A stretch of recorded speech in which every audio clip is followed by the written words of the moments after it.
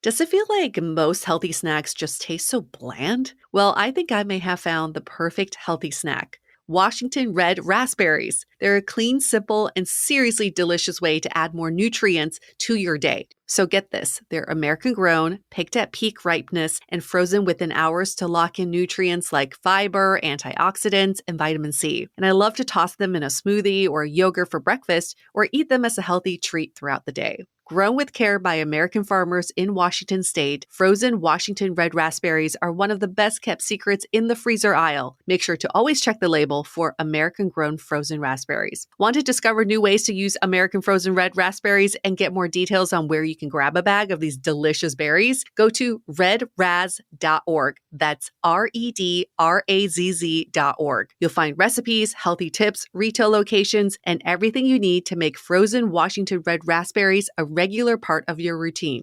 Anyone else so busy these days that it can be hard to find the time to shop, yet alone pick out a good outfit? That's where Armoire comes in. With a clothing rental membership, you can effortlessly turn heads with stylish, everyday looks tailored just for you. In the last couple months, we've done so many book events, and I don't know what I would have done without Armoire. It's been my literal lifesaver, where I can try all sorts of clothing and swap them out if they aren't the right fit, or if I just want different styles. What I love the most is trying new pieces I wouldn't necessarily want to commit to buying, like wide-leg jeans or blazers. Sometimes it's been a no, but other times I've been pleasantly surprised, and I've loved expanding my style a bit with Armoire. Right now, our listeners can give Armoire a try and get up to 50% off their first month. That's up to $125 off. Just visit armoire.style/dateable. That's armoire.style,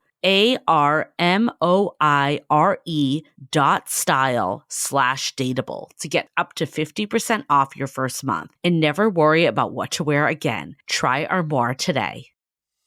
Hi, I'm Yue Xu. And I'm Julie Kraftchick. We're active daters turned dating insiders. Here to dive into everything modern dating and relationships. Welcome to Dateable.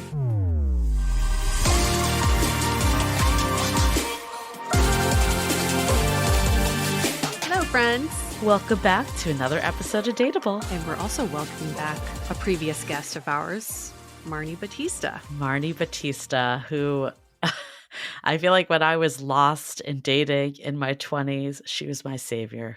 Marni Battista. I don't know how I found her. I heard all about Marni before even meeting Marni. Yeah. And then we had the opportunity to get Marni on the podcast. It was a huge deal. She changed my dating life. Okay. She did. I still have so much respect for her. I love every time we talk to her. She's such an engaging speaker, so much insight. But what really stood apart back then is that there were a lot of rules-based dating coaches when I was, I don't know when this was. What's time anymore? 2000. What? I know. Early 2000s. Well, post-college. But anyways, or 2010-ish, I would say. That's when I found Marni. And there was a lot of rule-based approaches. And she was kind of like that no BS, stay authentic to you, really tune into yourself. And I think we bring a lot of that even in Dateable. And I think that message has really stayed with me all these years.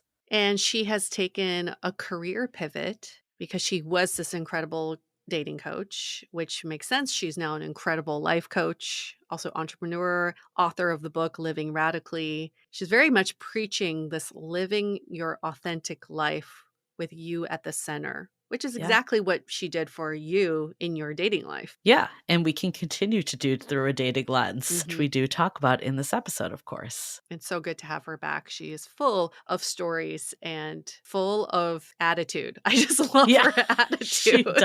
It's like no BS. She's like, cut that. I don't tolerate BS. No fluff. We also had a really funny interview for How to Be Dateable on her podcast, Life Check Yourself. It was like one of my favorite ones we did. Remember we were talking about nicknames and she was talking about like sideways dick or something? Oh, Side my dick. God. I forget. Side dick. It stayed with us.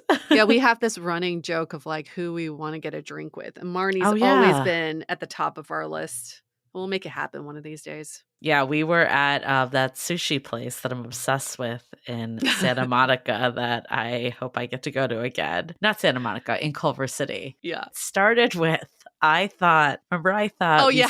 we had a guest, Allison Raskin. You might know her. She wrote a book about marriage. We had her as a guest where we talked about modern day marriage and all of that. And we're at this sushi place. And I was like, is that Allison Raskin? Because she lives in LA too. So it wasn't so far off. Yeah. And we've only met her through the screen. Like we were Yeah. on her podcast, she was on ours, but I've never seen her in person. And I'm like looking at her and looking at her. And I'm like, I don't know. I don't know if it's her. And then it started this whole conversation of Yeah. like, who would we want to get a drink with? And then she walks by, like the It woman was at the so end. not her. So not her. Like, It not looks, even close. but you saw what I meant. There was a resemblance from afar. Oh, absolutely. I had my back to her, so I Yeah. had to do the creepy, like, look back really quick.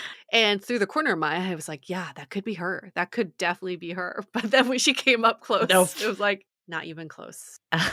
It's happened to me recently. And don't you feel like such a creeper when you're like staring someone down too with Always. it? Yeah. This Mhm. happened to me that I thought I saw my old boss when I worked at Yahoo like a zillion years ago. And Uh-huh. I loved him. He was a great guy. I haven't seen him in 15 years. And I'm like at this coffee shop and I just like keep looking over at him. And I was like, it's so him. I'm like texting my friend that worked there too. And I'm like, I think I see John. She's like, are you gonna go up to him? And I'm like 90% sure it's him. And there's like this little bit of me that's like unsure.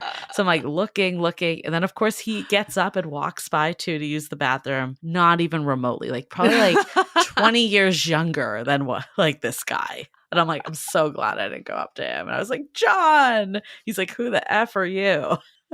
You know what's crazy though? Sometimes I have to really second guess myself because I remember people for how they looked back in the day. Yeah. I don't age people in my mind because I have no idea how to age people with my Right. imagination. So, yeah, sometimes I do see the younger version of someone and it's uncanny, but you know it's not them because it's from your memory of them 20 years ago. Right. I'm like, I'm clearly still in my 20s. So they are too.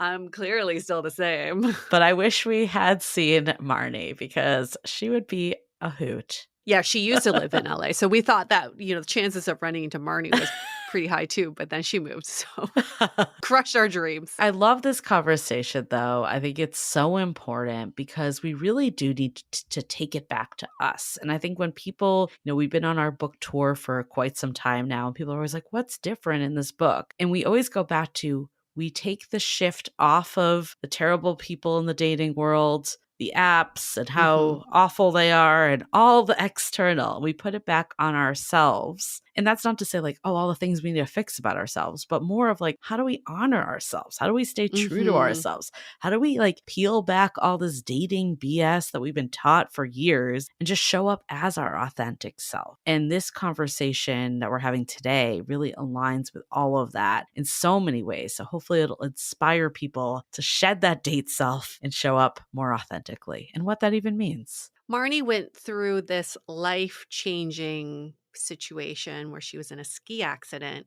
And I feel like a lot of this sort of mindset comes from people who went through something life-altering. And I appreciate people like Marnie sharing the wisdom they got from these experiences so that we don't have to go through near life experiences to learn these lessons. And I hope we see this as a gift that we don't have to get to that point of a ski accident Yeah. or whatever it may be to learn this. And she has beautifully written it all out in her book. Yeah, I think it's like those life moments that are near death experiences or potentially to really uproot your life. It Yeah. really reflects back of like what's important. What am I spending my time doing? Why am Mhm. I doing things that don't bring me joy or aren't actually like reflective of who I am? And, Marty is reinventing herself in this next wave of turning what she did so well in dating into like more life in general. And I love just how she talks about like you're never too old to reinvent yourself. It's never too Mm-mm. late. And I think I need that reminder sometimes because I feel like I can fall victim to like time's running The out or milestones. Yeah. The timeline. yeah, or it's like, well, then you're starting over. And it's like you're never Yeah. starting over. You're always starting from experience. The life moments are the most important. This is going to be a crazy pivot, Julie. Sorry.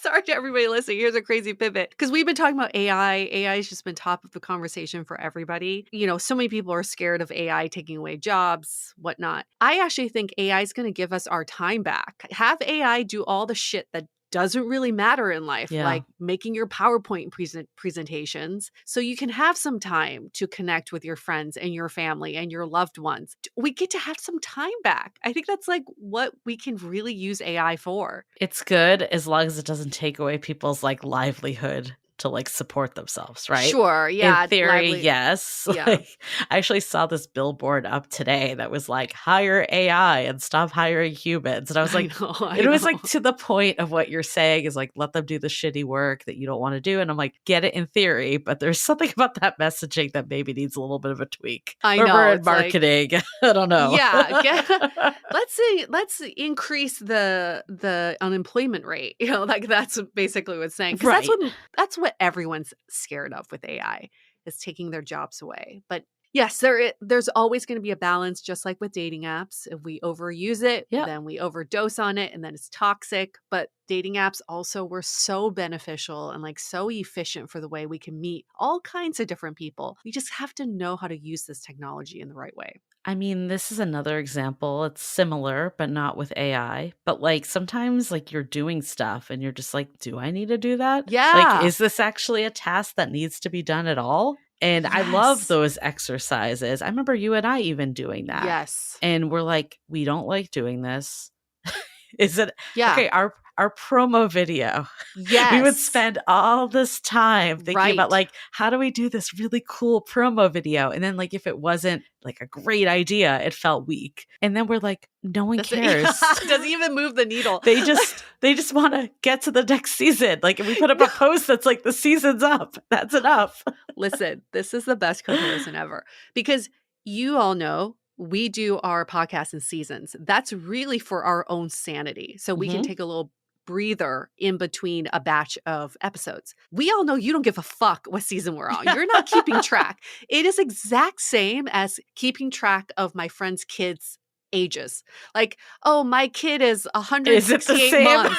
No, I it don't is. I think know. it is exactly the same. When friends tell me their Oh kids' my God. ages in months, I'm like, I don't care. Like that absolutely does not affect me at all. I have no I can't even fathom like what 38 months is. Like I don't know and I don't care. Just give me years and then I'll get them a birthday present, okay? For the record, we care how old your kids are. Just put it in a way that's Just tangible. That's easy. like just tell me what you want. Is it a birthday Yeah. party or are you just like trying to flex your muscles of counting months? It's the same. Oh, I'm just saying it's the same with our seasons. Like we know you guys don't care. It's just for us to keep track for our own sanity. definitely a tangent, but I think doing a life audit of like what's necessary, what's keeping me fulfilled. I'll give it another parallel is wedding Mhm. planning. People are Mhm. like, wow, wedding planning hasn't been that difficult. Doesn't seem that stressful. And then I'm like, well, I'm just not doing a lot of stuff. Like I Mm. look on TikTok and people are going wild. Like all the little details they're doing. And I'm just like, wow, that didn't even cross my mind before I saw this video. And I'm like, does anyone remember what favors you put out? Does Oh my anyone remember any gosh. of this stuff? People are like hand making stuff. And I'm like, I'm just not going to do it. I'm going to opt out. And again, if this brings you joy and you love doing it, by all means, go do it. I'm not saying that. I think with Marnie's whole point of view, too, it's like, what is the stuff that lights you up and do more of that? And guess what? In turn, that's usually when you meet people or you turn into dating. And then what's the stuff that drains your energy? And like, how do we reduce that? Because that doesn't put anyone in a good mindset for dating or for life in general. Julie and I manage the same TikTok account and I don't swipe on TikTok. So my my patterns do not affect the algorithm at all, but I It's know been a she does lot of wedding because stuff lately. I will open TikTok and it's just like, here are the paper airplanes I made for my wedding. And I'm like, okay. And then it'll be like, this is why San Francisco is the best. Like, you know what she's swiping on. But I was just thinking, like, if you really want to get to know someone or want to know if your partner's cheating on you, just go on their social media because the algorithm is just giving them what they've been looking at. And then it will get rid of it quick too. Like if I stop I- engaging, I'm gonna do it because I honestly don't even like those videos because they're God. terrible. Every Like time I turn- want. I'm like, is Julie doing this? I'm judging these videos so hard. I'm like, No, is she they're doing these paper horrible. airplanes? They're really horrible. And I'm sorry if you're into like all this stuff, not trying to offend, but like I personally, they're not for me. And then yes, when I look at them, I don't want to do it, but it's like a train wreck. I can't stop Yeah, looking I at know. them. I But know. I'm going to get out of the algorithm. Let's see how fast it happens.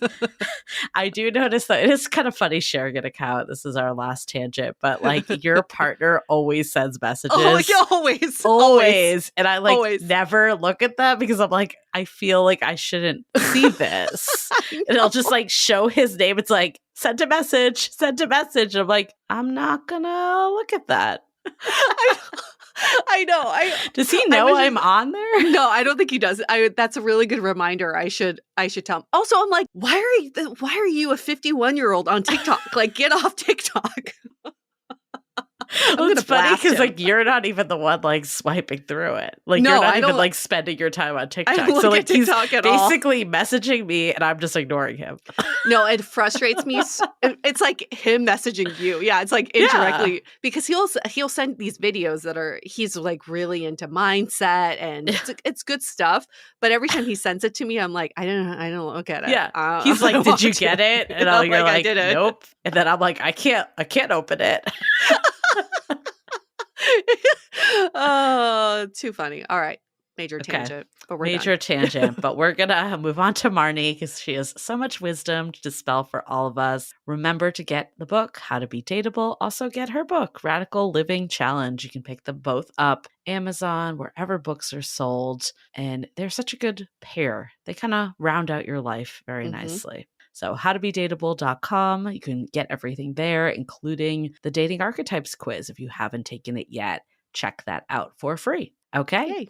Well, before we get into it, let's hear a message from our sponsors. So I've been hearing about Skims for a while now, but I never really understood the hype. But let me tell you, it is legit. I don't think I'll ever wear another brand of underwear again, I swear. That's how obsessed I am. I love both the boy shorts and the racerback scoop bralette. They feel like no other underwear I've ever worn before. Literally, it feels like you aren't even wearing underwear because the fabric melts on your skin. Yet it still has the support I need, which is seriously just blows my mind in the best way possible. I don't know what they put into this fabric, but it feels like pure bliss, and I will be 100% getting all my wedding garments from Skims because I can't go back at this point. Hopefully you all could experience this level of comfort too. Shop Skims Fits Everyday Collection and more at skims.com. After you place your order, be sure to let them know I sent you. Select podcast in the survey and be sure to select Dateable in the drop-down menu that follows.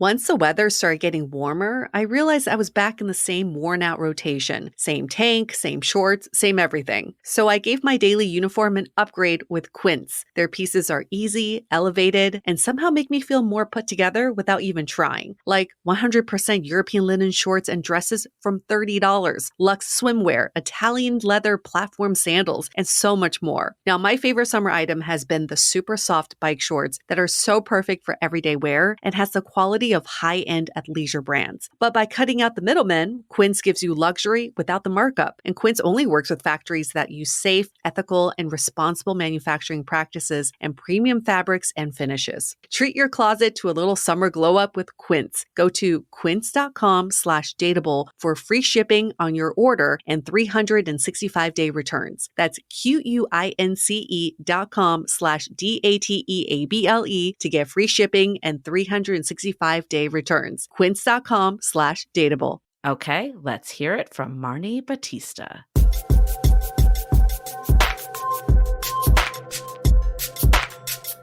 Welcome back to Dateable, Marni. I love saying your full name, Marni Battista. It just sounds so regal.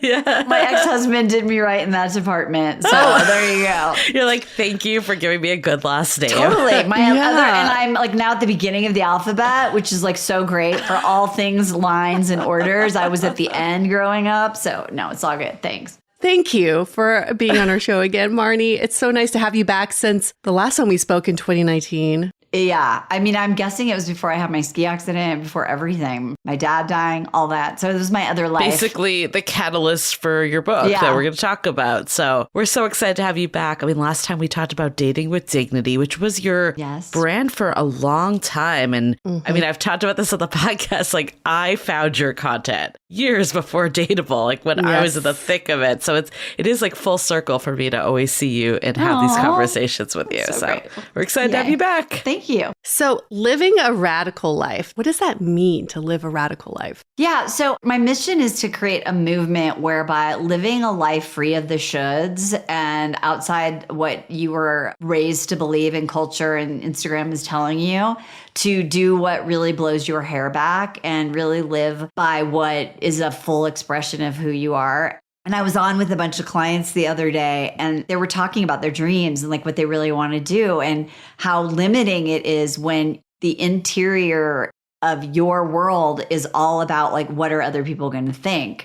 Or what is this supposed to look like? And as a dating coach only for like, 12, 13, 14 years, that's some of the biggest work I did was like, your list may not be actually not only unrealistic, but like, is that really, really what you need and want? Is that really going to give you the kind of intimacy and connection and all of those things? And so the shoulds are everywhere for us in all areas of our life. Totally. I think in dating and relationships, like we hear this all the time. There's just like a lot of this pressure to conform, or maybe you don't even think about it. It's just like the norm to be like, yeah, of course I date, get married, have kids, move to the burbs, have the white picket fence, like that whole thing. Why do you think this is the default and people don't give it more thought? What's really interesting to me is, so now my kids are like adults, and so they're like in their late 20s. And what I'm hearing from them is that this pressure to do this certain thing is actually louder than it's ever been. Interesting. Which is so ironic because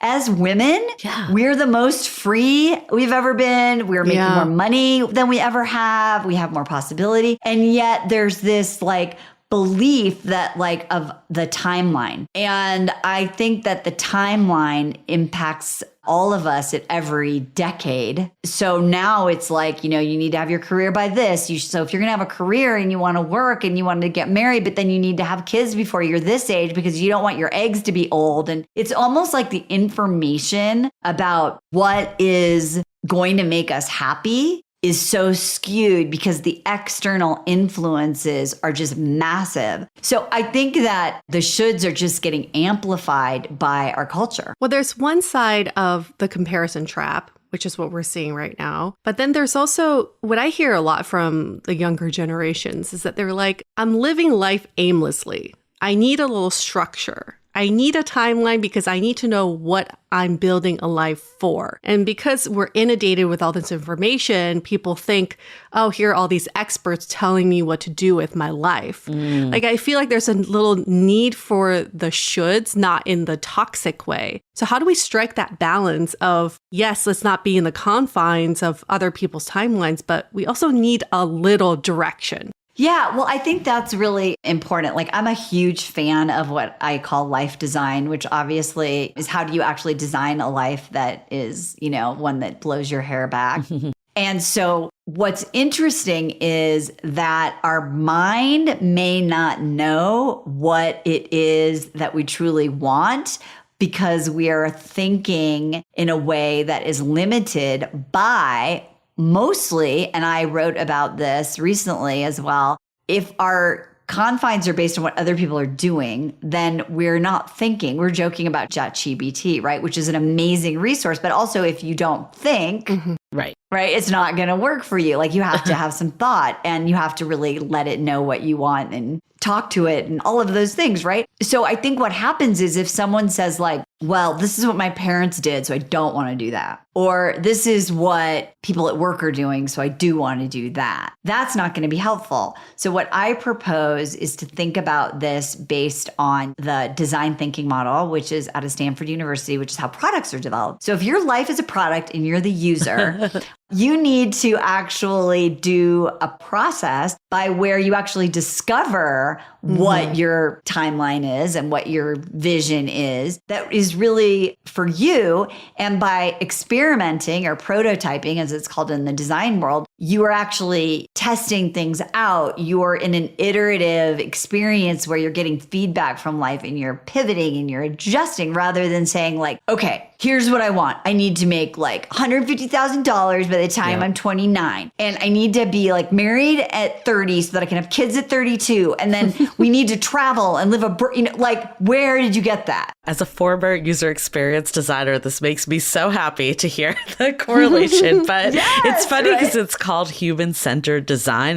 But it is like, it's more about like talking to users. But at the end of the day, like what you said is you can very much apply that to like building your own life. Yeah, you're the user. So instead of just like going like, well, because here's the thing, and I think this is what's happening to people at different decades of their life too, is someone gave me the best example. She said, when my son was 10, he loved Sonic. And so we had Sonic birthday parties and he had Sonic stuffed animals and like posters. And now he's 27. And so if I went to his 27th birthday and I was like, here's a Sonic, like he'd be like, what? Right? But like, of course you're not going to love Sonic when you're 27. But like 10-year-old you may have wanted to be an X when you grow up. And you were like, I'm going to be a scientist and I'm going to take science and I'm going to go get my undergrad and then I'm going to go get my master's. And now you're like 35 and maybe you just got your PhD and you're like, oh shit, I don't know if I want to do this anymore. Mm-hmm. And people are like, and that can be in a marriage. It can be in any sort of thing. So you go, okay, don't panic. The user has changed. And we don't freak the heck out when we got what we want and it's not making us happy. Yeah. I mean, that's a major lesson we've heard is when we are so milestone driven that it doesn't contribute to our happiness at all when we reach those milestones, because once you reach them, there's that next milestone. So what's a better way of looking at life that's not milestone based? Because people feel like they need to be progressing somehow. I like the use of the word being a creator in your life. I like that. Right? So a creator has an orientation where the value is on the journey and the experience, not only the destination. Mm-hmm. Right. And so we're very performance based as a society. Yes. Especially here in America, right? Where like you do something great, you get a cookie, right? And so you just want that dopamine, you want the rewards. And so if we don't do it like we thought we were going to do it, or it doesn't go the way we want, or we don't get what we want, we're like, oh, I suck. And in dating, it's like, well, I went on 4 dates. They were bad. Men suck. Women suck. Like, I'm out. Right. Right. Or what's wrong with me. Right. Yeah. Mm-hmm. Right. So creator orientation is like, wow, I went on these 4 dates. Okay. So if I don't go with I suck, or if I don't go with men suck, or the app suck, or my city sucks, then I could ask what I call wisdom seeking questions in the book, which is like, I wonder what my soul, my journey is here for, to serve me. Like, what am I supposed to be learning from this? Like, how could I grow? Is this a me thing? Am I not taking it seriously? Am I being a people pleaser? And so when you're a creator, the journey has value so that you can actually enjoy your life along the way. And then you feel empowered as well because you're creating your experiences in so many different ways. This is really nice and validating to hear because like when we actually were writing our book, we were looking at like the subset of daters we've talked to over the years. And like, why is there one group that's just miserable, that feels like dating is the worst? And then we have another group that's thriving, that's meeting great people, but also like enjoying the process. And one of the big things we looked at was what you just said of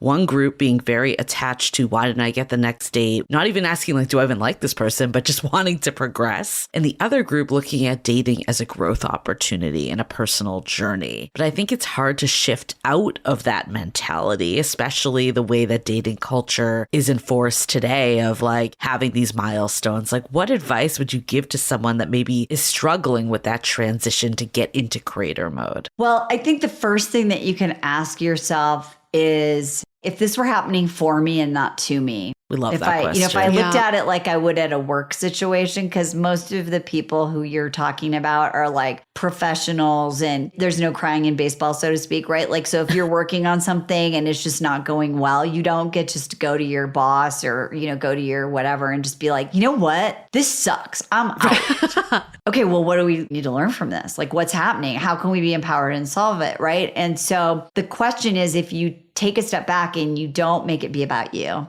because honestly, it's literally not about you. If you think that, then probably there's something going on internally. Maybe you're leaking that. Maybe you're attracting that. Yeah. So once we start to get into like in the work situation, you're like, well, we need to isolate the actual problem. We need to move the data around, right? Like, then you go, oh, well, if I approach this as like anything else, do I need to eat more macros, or do I need to, run more and walk less, or whatever it is if I'm training for a race? So this is just a problem that needs to be solved from like a different approach, and I'm empowered to fix that. Like a designer, they always be iterating.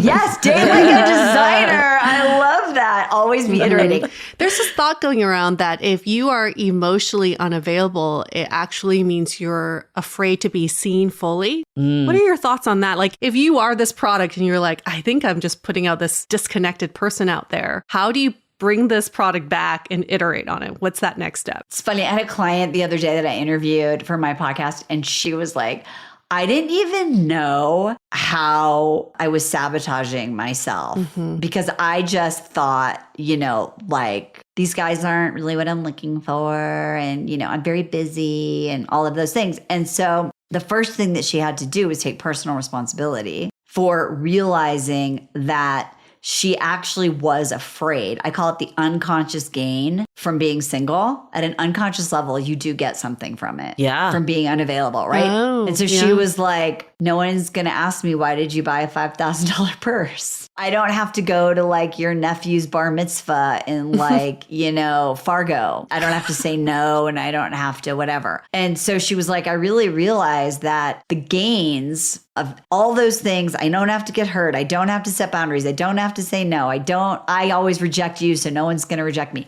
All those things, right, were like actually big wins for her that she didn't even realize she had. And so she had to make a decision. Am I willing to look at some of those things and figure out how to set boundaries and say no to things that I don't want to do, but also be kind and have my life, but also have one that's like interdependent? And then you trace it back to her previous relationships and you're like, oh, this all makes perfect sense, right? So the answer is, if things aren't working, could it be me? And what are some things I get, even though I intellectually want a relationship so bad? Because that's what people say to me. They're like, I don't know. There is no unconscious gain. That's why I'm here. That's why I'm doing this work with you. There is no gain. I want to find, and I'm like, let's go deeper. So fascinating. I mean, I think a big piece of it too is like how you feel in life always directly like correlates to dating and relationships too. We hear people being like, oh, well, I just need to focus on dating. And it's like very siloed, but they don't look at the bigger picture of just like how you are in other parts of life. And I know from my personal experiences, when I'm feeling better in just the life I'm living, then that bleeds into dating, and it in turn gives more positive experiences. Like, how do you see the two correlating? And like, when you live that authentic life, how does that come into dating and relationships? Well, it's really interesting. I was teaching this mindfulness course on goal setting, but think about when you're laying in bed at night and you're like, it's 10:07. I'm only going to get X amount of hours of sleep. I really need to fall asleep. Oh my gosh, I need to go to sleep. Oh, now it's 10:30. Oh God, I really need to fall asleep. That was me last night. Right? So, or like, I really need to like lose weight. Oh my gosh, like I'm going to eat this thing. I'm so hungry. All I want, you know, like, right? Like, God, everyone's eating cake. Why can't I eat cake? So what happens is when we over focus on the goal, literally like we are actually moving farther away from what it is that we want because our mind is so hyper focused that we can't relax. We can't be ourselves. We can't find the joy. And so one thing that I like to think about is if you make dating to where my joy is service. And what I mean by that is service being like, I'm going to be a light. Like I'm going to go into this date being like, I'm going to learn service to myself and service to you. So I'm going to try and make you feel comfortable because I'm comfortable. I'm going to be compassionate with myself, and then that'll help me be compassionate with you. And I'm going to not focus on do I like you or not, but I'm going to focus on like, how can I be engaged, but also make sure that I create space for someone to ask me questions, right? Like, so I'm going to be in service, right? So if I do that, that would be my joy. My service is also giving me joy, right? So then actually being that way is giving me joy. And so when you're in that mindset of like, my service is my joy and my joy is my service, then the experience just like, you're not thinking about the goal. And so we kind of have to trick our mind a little bit, right? And that's where the creator comes in. Cause then I'm just like, wow, my new goal is like, I want to practice showing up as more of me on dates and being less judgmental and ask better questions. I can totally do that. And I can probably have more fun when I do that. And so it's a total paradigm switch. I like that shift. And I'm just going to think about some of the challenges that could come with that shift, which would be we can't shed completely our preconceived notions and societal conditioning. So some of that will creep back up. And I can hear some of my friends saying, I want to live my life that way, but I still feel guilty of divorce, feeling ashamed of a relationship not working out, feeling scared to walk away from something. How do we start living authentically, but also balance all the guilt and shame that we feel from anything failing? Well, so I'm going like it's a good date or a bad date, and then I feel crappy that I got divorced. Those are such black and white paradigms. And I get that question all the time. Like, I'm so embarrassed. I'm 47 and I was never married. Or I'm so embarrassed. I'm 53 and I've been married 3 times, you know, whatever it is. And so it's all about how you view that. And so if it's not a failure, but it's part of your evolution, the next iteration of your iPhone, you don't go, iPhone 6s sucked. Why did they even make those? That was a fail. You're like, no, that was like the best you could do at that time. At that time. Right. But then things change. And now we have like a 16 or whatever. So it's about messaging it. So first of all, it's about really believing that for yourself. And then how do you talk about it? So if someone says like, so have you been married before? And you go, well, honestly, I have. I've learned a lot. And the version of me that was 20 just believed that the best thing to do is to get married and have a picket fence and have children, right? And then I realized I didn't even really pick my partner. I just showed up and said yes. And then I realized, wow, we have nothing in common. And my journey was to be more of who I am. And so we had to end that, you know? And then I felt so great about myself. I just blah, blah, right? And you go, and so honestly, like, I'm not going to spend 30 minutes telling you the story, but like, this is the evolution of myself and it's happened for me. And I am so ready now to actually have my next chapter be my best chapter because I know myself and I'm so excited to meet you, right? Because here's the thing, the person across from you or walking or on the other side of the app, they have their own shit and their own story. Yeah. And so the minute you say that, they're like, oh, thank God she's not interviewing me. Like, I have a story too. Like, maybe we're on the same playing field. And so this is about understanding what if there are no fails. And someone also told me, and so write this one down. If you're not failing at something at least once a day, you're probably not like pushing yourself. You're probably You're not putting yourself living out your there. best, biggest life. And so you're going to fail. I mean, dating is full of like ultimate fails all the time in the traditional sense. Well, I mean, if we're bringing it back to like, you know, Silicon Valley and product culture, there's the fail fast mentality, right? And that's the lean startup. And the idea is there's no such thing as failure because you're always learning. And it's better to fail quicker than to spend all this time going down a path and then realizing it's wrong. So how do you learn and iterate from there? So I could see that also applying very much. I mean, obviously in dates, we've talked about this of it's better to put it out out there and make the move and tell someone how you feel and learn quickly if they're not aligned. But even like if you're living a life that doesn't feel authentic, there's never like a time. I think a lot of people think like, I'm too old now, or, is it too late? Like, what's your take on that? I love this. So I'm reading this book and I wish I could remember the name of it, but I just started it and it's something I would never read because it's super spiritual, self-helpy, but they're talking about like this Indian idea of like the Dharma, right? And your Dharma is your mission and your purpose. And there's this story about these two characters in this tradition. And the situation is that the one is so afraid to do anything. There's like impending battle and they're in the chariot and the one character, and I can't remember the character's name, just sits in the bottom of the chariot in the fetal position, like just afraid, paralyzed, right? And what this author is talking about is that what happens we do in our life is that we just get so paralyzed that we park our lawn chair, is what this person says, in the middle of inaction. We do nothing, right? But we're longing for that relationship, right? We're longing for this partner sharing your life with someone, but we get so entrenched in sitting in that lawn chair at the crossroads of doing nothing that it becomes comfortable and then we forget we're at a crossroads. Well, it's easier right? to do nothing. Yeah. And here's the big takeaway. And I think this is really what I talk about in my book about the 7 spiritual questions to leading a meaningful life. And one of them is, did you plant seeds? Like, did you create? And so inaction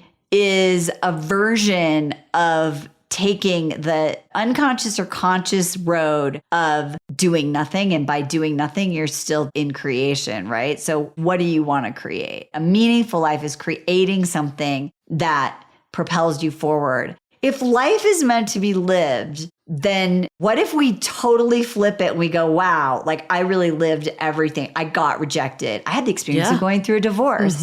Yeah. Because the thing is, there is no life where if you do it right, then you are free from pain. I want to dive into this even more, but before we do, let's take a quick break to hear from our partners. Do you find that you sleep better when it's a bit cooler? I certainly do, and as the weather is getting warmer, this is top of mind because I run hot, especially when I sleep. So hot sleepers, listen up, this one is for you. You probably know Avocado Green Mattress for their certified organic mattresses, but did you know they also make unbelievably breathable, natural bedding? Avocado sheets and duvet inserts help regulate temperature so you sleep cool, dry, and comfortable all night long. And that's because organic sleeps cooler than cheaper synthetic alternatives. Their products definitely keep me cool, comfy, and sleeping soundly all night long. Now is the perfect time to refresh your bedroom as we head into summer. And not to mention, there is easy financing options with Affirm to make your purchase more accessible. Head to avocadomattress.com today to save 10% on all bedding and 50% on clearance bedding. Avocado, dream better.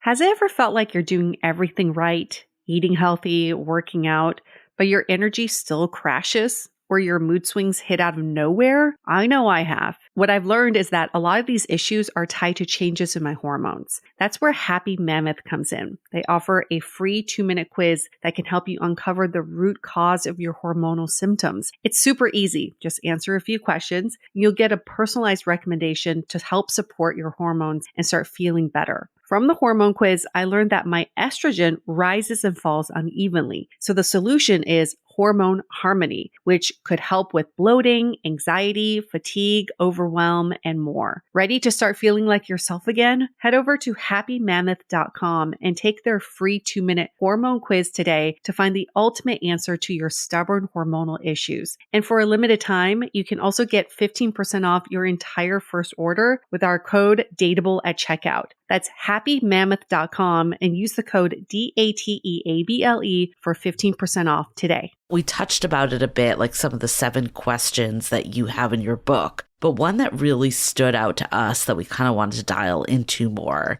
is the were you you? Yes. Because I think in dating, we hear 2 extremes. One, it's like the rules are like just the way dating works. Like this is how you're supposed to act. And then we hear people just say, just be yourself, just be you. And then people are like, but what does that mean? I think like it's hard to wrap our heads around that. I guess like for you, why is this one of the questions that stands out? And how do you think you can learn more about like what the authentic you is? So my version of the authentic you is there's one unique soul. We all have one. How do I express this in the most full out freaking way that I possibly can in my life? As part of that design process, the empathy phase, right? Like get to know the user, right? Is really understanding at a soul level. And I call it your soul map. Like, who are you? What is your energy? Like, what are you? And so I invite people to go through a process that I walk them through to identify 3 core things to help figure out, like, who are you really? And that is, what do I love? Like, what is it that I love? What lights me up?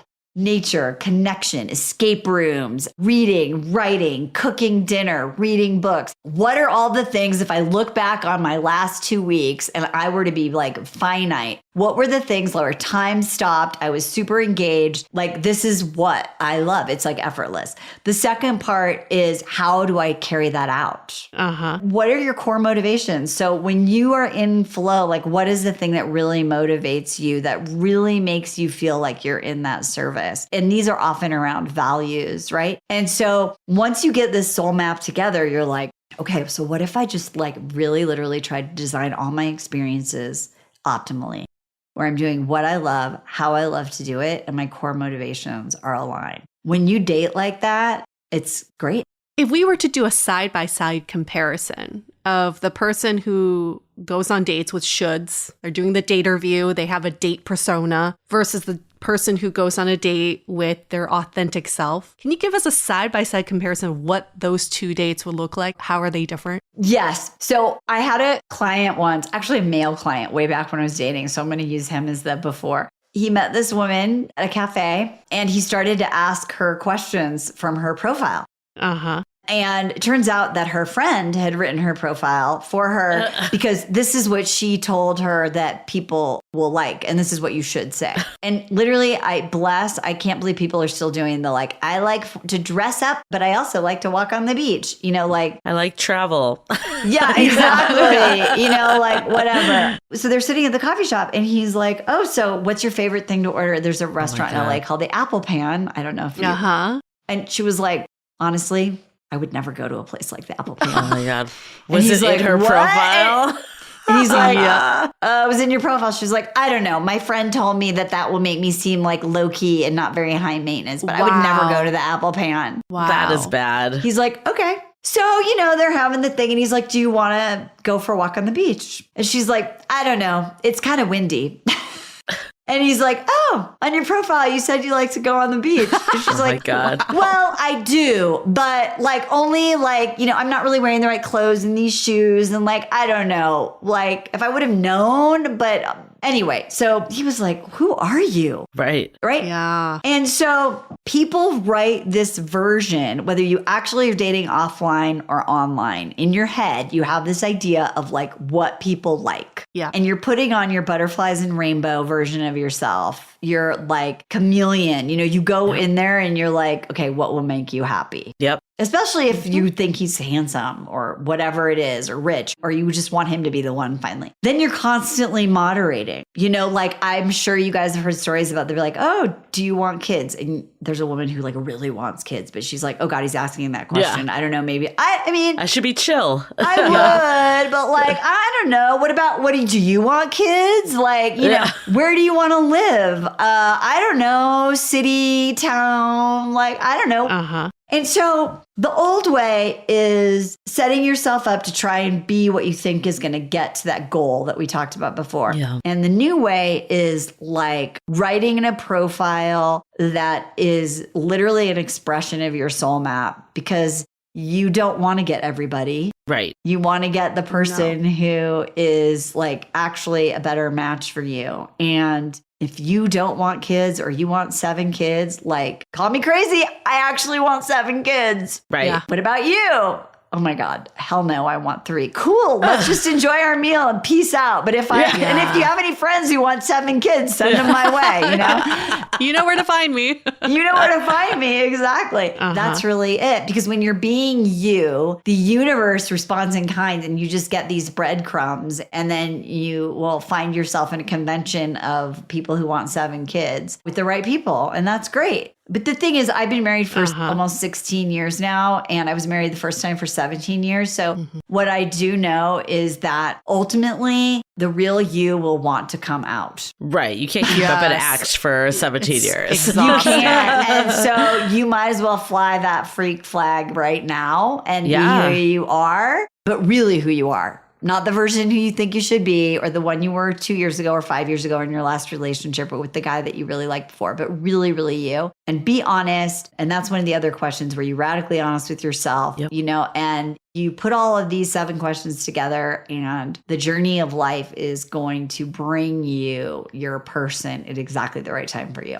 I mean, could not agree more. I mean, I think when you're acting like a dating chameleon, like you're actually robbing yourself of finding the right person because there's just no way. And I know like before I met my partner, I feel like I was getting quote unquote rejected more than ever before. And I think a big part of it was that because I was just being myself. Like I was like, what? Like I'm not going to hold back. And in other parts of dating, I certainly wasn't. I was definitely that like dating persona and showing up a certain way. I guess though, like for people that are still like struggling, I love the soul map, but like what other ways, like I think for me, an example was I had to tap into like how I was with my friends and bring that to dates more. Like, are there any other like things that people can tap into that can help them bring that into dating? Yeah. So one of the exercises I have my clients do is really simple. It's like, where in your life do you shine?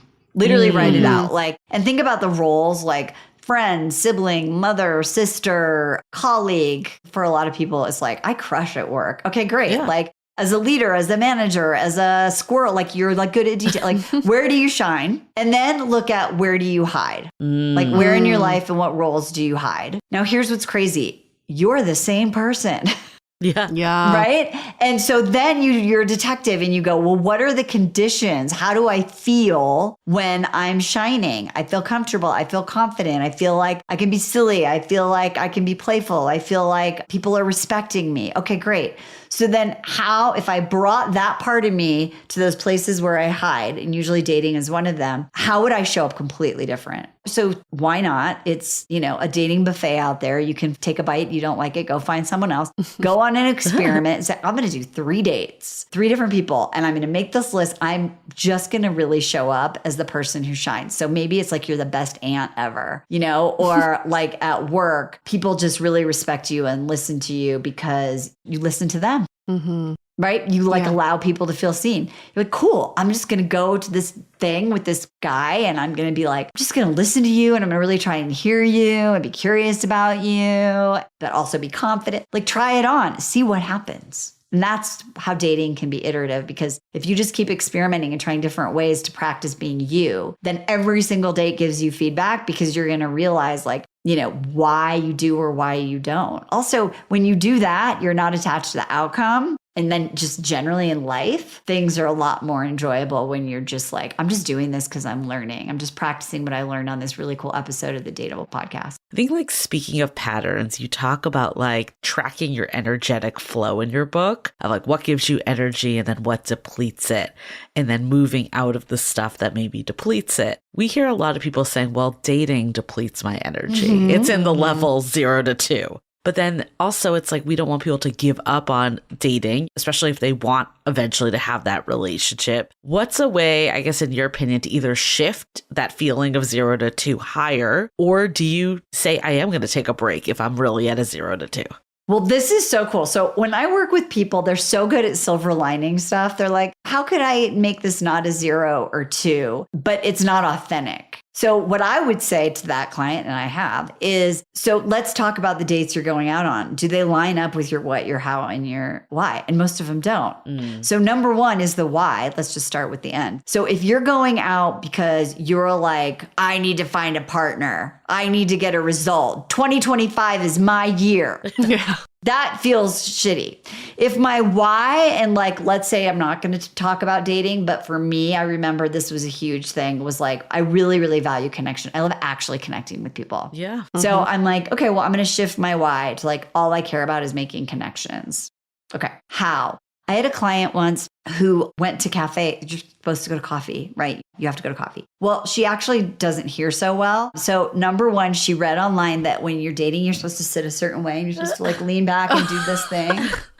And so she couldn't hear she couldn't hear anything. What the person Oh my said. God. That's amazing. She was like so embarrassed to say what, and she was leaning back, and it was like clink, clink, clink. And she was like, I hate it. I just want it to be over. So how for her, I'd be like, okay, great. Well, where do you feel comfortable? Right? Like a lot of people are like, I like to go on walks. I like to hike. So how do you want to set up your dates? Yeah. People, they do want to FaceTime first. They don't want to FaceTime first. They want to talk on the phone for 20 minutes. They don't. They want to text. They don't.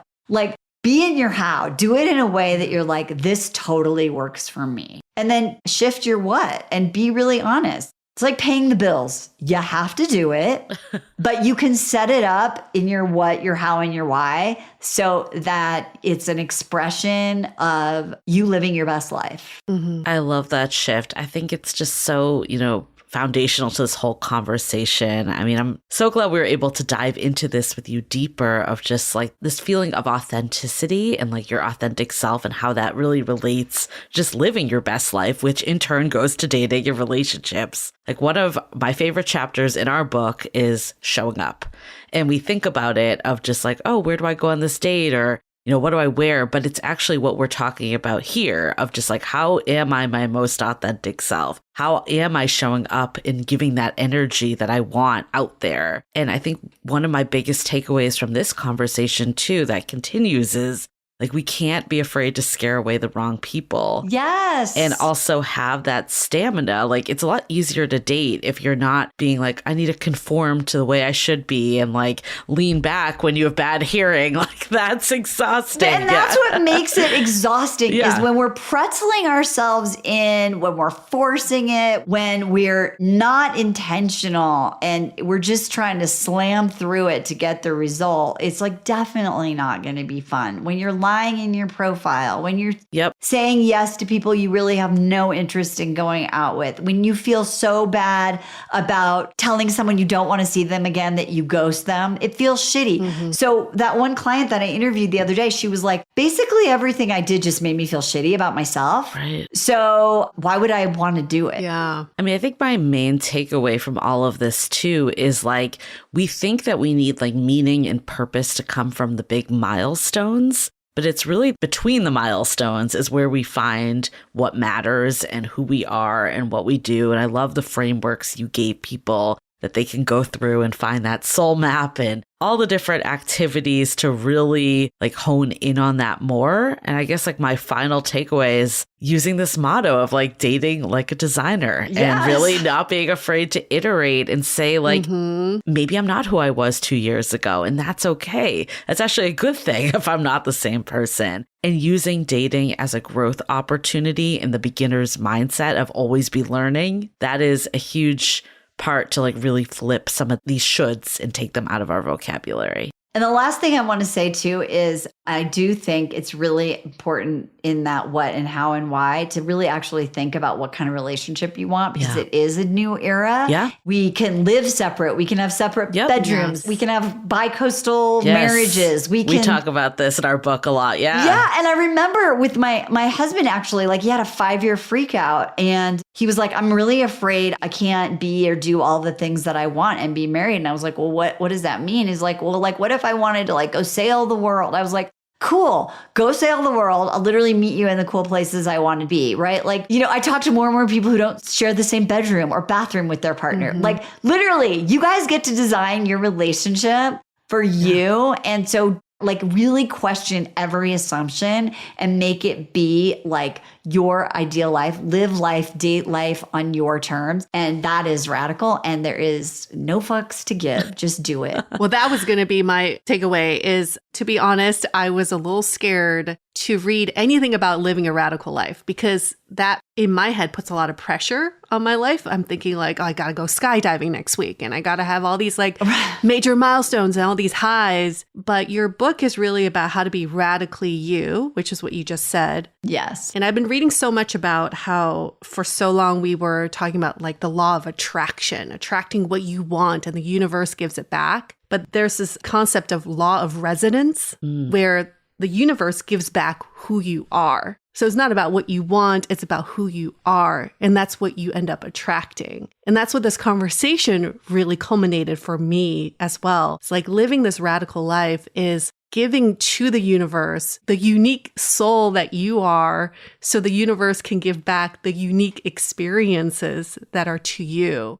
And that's beautiful because it is so unique to all of our lives. And we don't need to follow anybody else's path because we have our own unique soul map to follow. So thank you, Marni. My pleasure. It's just so fun. I just want everyone to understand that we are in this time of freedom. So be freedom. Yeah. Be freedom. Love that.